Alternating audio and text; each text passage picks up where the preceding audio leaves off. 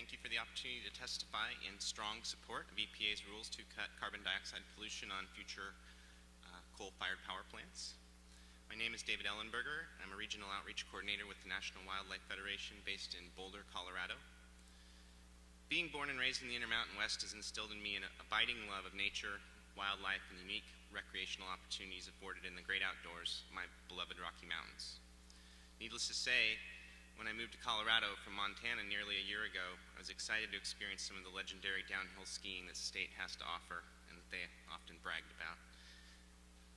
Before I'd even moved to my new home, I went online to purchase what's called an Epic Ski Pass, offering unlimited ski access to the famed mountains of Vail, Beaver Creek, Keystone, Breckenridge, and Arapahoe Basin.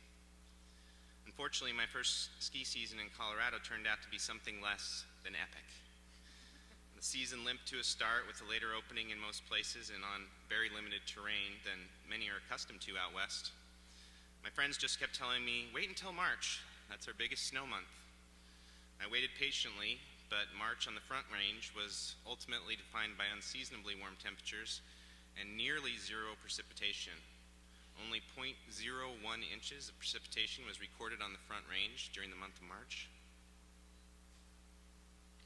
making it the driest March since record keeping began in the Denver area.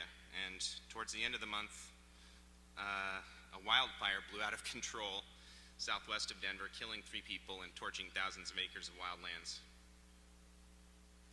Ski season ended in a whimper, and by mid-April, many of the resorts were showing more bare ground than snow and hardly managing to stay open to their usual closing dates. And apparently this, as Carol mentioned, was not limited to the Colorado Rockies, as the Denver Post reported that the 2011-12 ski season will forever rank as one of the ugliest ever. The record levels of decay from coast to coast. Across the country, average snowfall at ski areas was down 41%, marking yet another record low in the last 20 years. Half of the country's resorts opened late with man-made snow and closed early in a sweltering March that saw ski area temperatures reaching into the 80s. The ski industry in Colorado is a major economic driver for the state, and while likely some will say that 2012 was an anomaly after a few good years of winter snowpacks in the Rockies, the reports from climate scientists seem to concur that the future of the Intermountain West will be hotter and much drier, more similar to 2012 than not.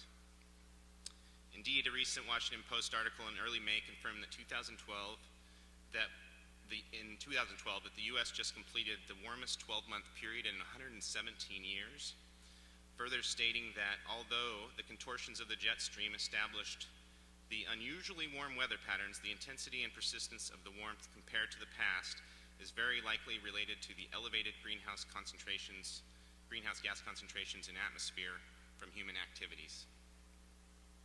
The unfortunate demise of my first ski season in Colorado pales in light of a predicted havoc of an increasingly warming climate in the West.